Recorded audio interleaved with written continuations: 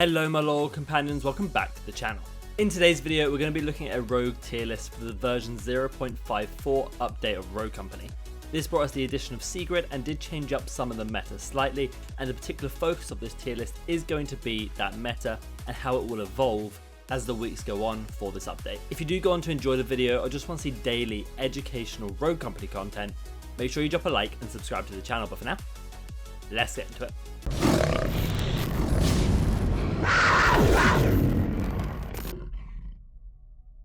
I'm going to break down the tier list structure for you guys so you know exactly what each tier stands for as I'm talking about the meta within Rogue Company as of this update. Our S tier are going to be rogues who are really core to the meta. These are going to be the ones who can fit into pretty much any team comp without much hesitation and who are really strong no matter what you have built around them. Our A tier are going to be the ones who are classed as heavy meta. So these are going to be rogues who fit really nicely into this flashbang, hard breach, play for retake and play for skirmish meta that we currently have, and who are really great at adapting to that sort of playstyle. Our B tier, those are going to be soft meta, so they're also pretty useful in these circumstances but may not be as important to pick up as some of those A and S tier rogues. Our C tier are going to be the rogues who are flex picks, so ones who are not core to the meta at the moment but are still good enough to compete in the right circumstances built around the right comp. And then finally we have our D tier, which are going to be those who I believe are unusable, the ones who really do not have a place in the meta right now or for whatever reason are just not good enough to compete in the current landscape of the game. As I place each rogue into the tier list, I will be going over why I'm putting them there, but if you're just interested in seeing the completed tier list, then I recommend you skip to this timestamp right here so you can just see the completed graph.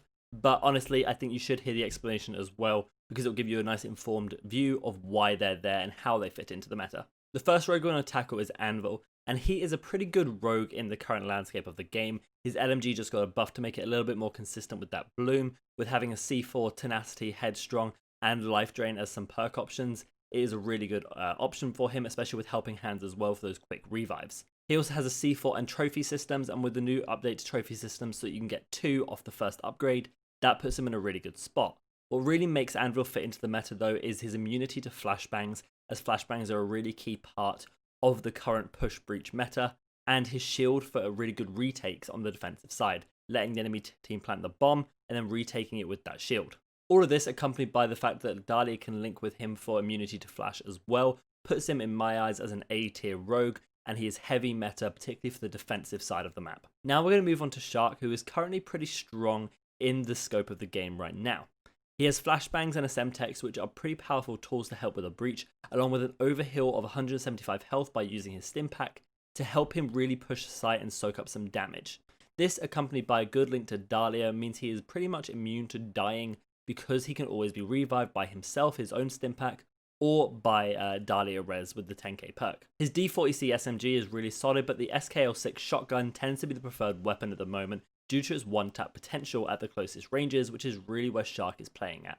He also has Life Drain and Helping Hands, which are 2 perks that really help fit into his playstyle and meta right now. For all of this and just the way he fits into the game currently, he's also going to be sitting up in that A tier as a heavy meta rogue who you want to be picking up either on attack or defense as a potentially good flashbang option. Next we have Dahlia, who is by far the most versatile rogue. With a close range SMG or the long range melter that is the MXR, she has 2 good weapons that are really great for going into the game. Most noticeably though, it is her buddy system link that is the really strong part. That revive to one specific person and stealing a passive depending on the situation you need offers her a lot of versatility and a lot of good adaptation to different team comps. Then having tenacity for that survivability and lifeline for that quick res is really key, and this is going to make her an S tier rogue, as I'm sure a lot of you will expect. She is so core to pretty much every single team comp, and it is strange if you do not see a Dahlia on the team. Now we're going to move on to Dallas. Now his ability is not really that useful, unfortunately. The reveal can be good for early information, but generally a lot of players know how to read what side of the map the enemies are on anyway, and the different counter reveal options that are available, like Cloaked, is pretty strong at the moment, particularly with the meta rogues, so he doesn't really fall into use with his ability. Where he is good though is that Devotion. That 2-tap potential with the 71 damage headshot is really strong, and the incense to follow up to burn people through walls or just hold off a good position with a clutch incendiary grenade usage is really good. This though, it doesn't really fit into every single team comp, and I wouldn't quite class him as meta. So I do think he goes into the C tier as one of these flex picks you can bring in for a good bit of versatility where you need it. Moving on to Dima, he has a really good passive change that has allowed him to have a better link with Dahlia now, which is really good. But most importantly, his grenade launcher, the Merv launcher, got an upgrade to increase his blast radius, which is just going to help him hit more grenade launchers more consistently. With life drain and replenish as possible perks for him, he's really great at fragging out and causing a lot of disruption and damage to the team.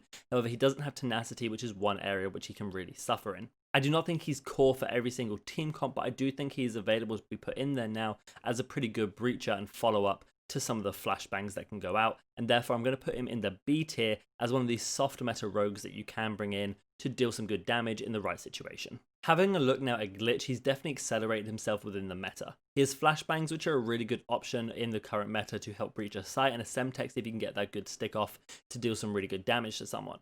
His hack ability is where it really shines now, having the update to now be able to hack trophy systems. He basically negates Trench and is a great counter option to him.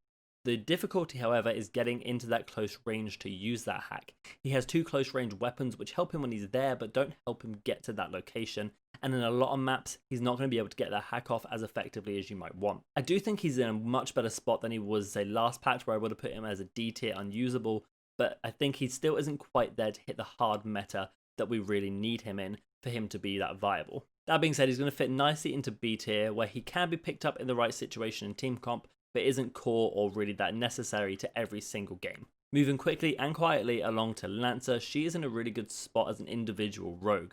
She can put enemy teams under great pressure with that flank potential, and if she can get off a really good flank, she can decimate through a team with that roll reload. Her weapons are short range, but that doesn't really matter because that is where she excels and she's great at getting herself into that position.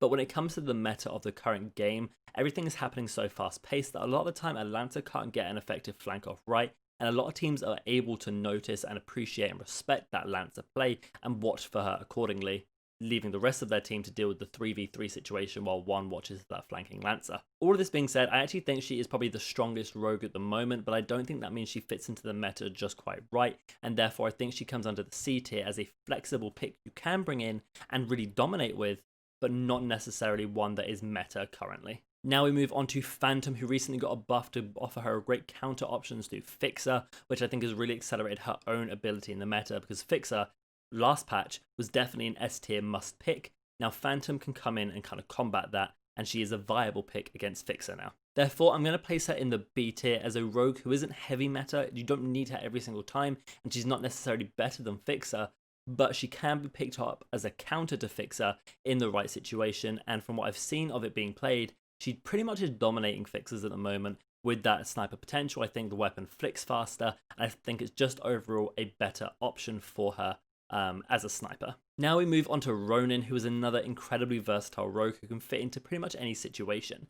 She has tenacity and replenish, which are great perks to help her do what she needs to do, with the KA-30 for mid to long range and the SLC to dominate up close. The ballistic knife can be used both aggressively and defensively, like I keep saying, with a smoke grenade and frag grenade as her 2 pieces of utility. She is a really great rogue for any situation you might get yourself into, and therefore I'm still going to keep her in the S tier. Now, she isn't necessarily played in every single team comp, but she kind of is and can be, and I think as the meta progresses, she will be picked up even more again like she was last patch, and I think she's just this solid rogue that you can put into any situation and really do well on. Now that brings us on to Saint, who is a really great medic, and as I've said, the meta does revolve around quick reses quite a lot, and therefore Saint is definitely viable. However, he just isn't that great compared to some of the other options that you have, such as Dahlia, or just other rogues who can buy fast hands and get that manual revive off. I think the Saint drone is a little bit too predictable, and with 2 long range weapons, he does suffer up close into this heavy breach meta where they flashbang him and then push him with SMGs, and so he's not going to quite fit into the heavy meta that he might have before.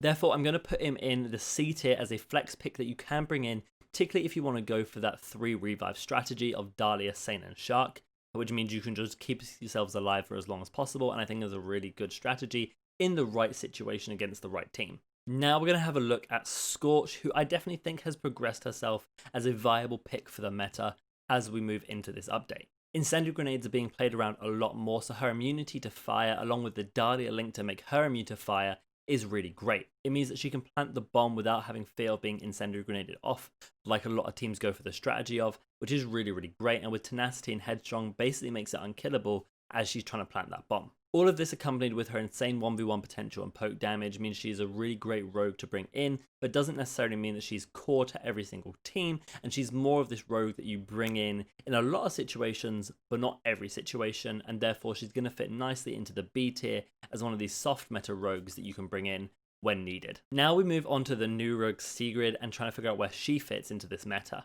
Now Sigrid is a great breacher with that shield and has great outplay potential if you can get it off right, and the stim is honestly insane and a great counter to Vi if used properly. However, she is countered pretty hard by incendiary grenades and flashbangs, which means she does suffer in some of the meta options right now, and you definitely can outplay her with the right utility set. Her tenacity and lifeline definitely bring her into the fold well, and the ability to get a Semtex off in the right situation can be really good. We haven't seen a lot of teams adopt her yet, particularly in the CMG 8K tournament finals.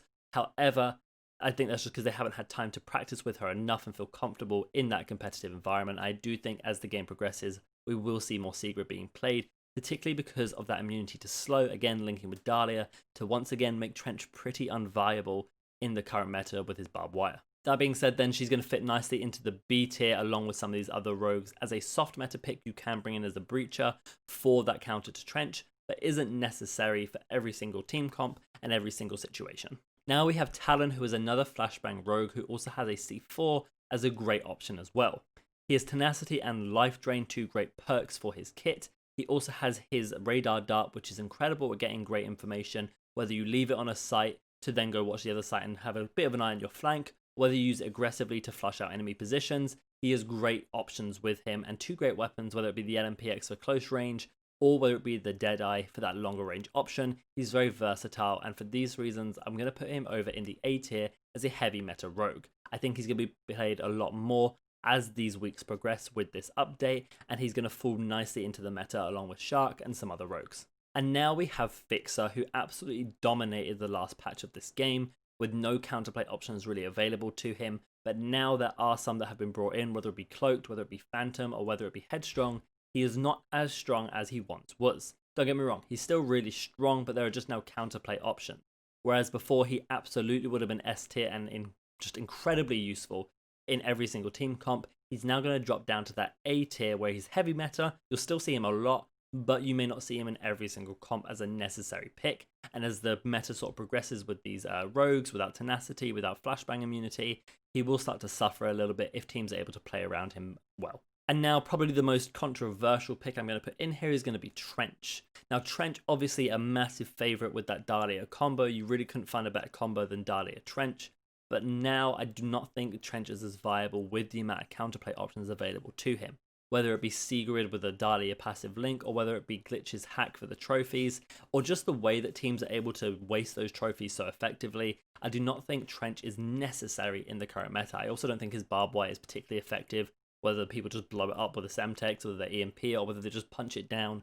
He's just not in an amazing place right now compared to where he was back in the MXR DMR meta. I do still think he's pretty good, but for these reasons, I am going to move him down to the B tier as a rogue who is soft meta. You do not need him every game, but in the right team comp, if you really want that Dahlia link for the double grenade, I do think he is still okay. And then finally, we move on to the Toxic Queen, Miss Vi herself, who I think is in one of the best spots in the game. Arguably, in my opinion, the best rogue in the game, with great zone control and Molotov to really be versatile, whether it be for bomb plant, bomb defuse, or just burning people through walls. With the Nightshade, whose buff really made it really strong, whether it be the S12 Tactical, which is a personal favourite of mine, for that just insta-pop at close range. I think Vi is in a really good spot. She has tenacity, she has helping hands, and she has tracker rounds, which really benefits her kit. I'm definitely going to say Vi is up there in the S tier as a rogue you pretty much want on attack, defense in every single game, and we see her there a lot in the competitive play as well, just because of how amazing she really is. That's going to be the end of the tier list, and this is where I see all of the rogues placed within the current meta of the game, and particularly as the meta continues to build up to what it is, this is really what you're going to see as the main lineups going forward. Now do remember that a lot of what you see here is going to be based off of team comp, decision making, plans and strategies, so you do have to weave in and out depending on what you want. The core rogues obviously you'll have pretty much in all your team comps, but when it comes to some of these heavy meta, soft meta and flex picks, you definitely can weave them in. And as you can see, I put nobody in the D tier Unusable because I don't think any rogue is completely garbage at the moment. I think that every rogue has a place, every rogue has a strategy available to them, and I think the balancing of the game so far is in a pretty good state. That's going to take us to the end of the video though, guys, and if you did enjoy, make sure you leave a like and subscribe to the channel. You can also come follow me on twitch.tv/radthargaming, see live gameplay commentaries, guides, Q&As, and playing with viewers. All the links you're going to need are down in the description below, but for now guys, I hope you have a fantastic day, and remember, be loyal, be brave, be relentless, and I'll catch you in the next video.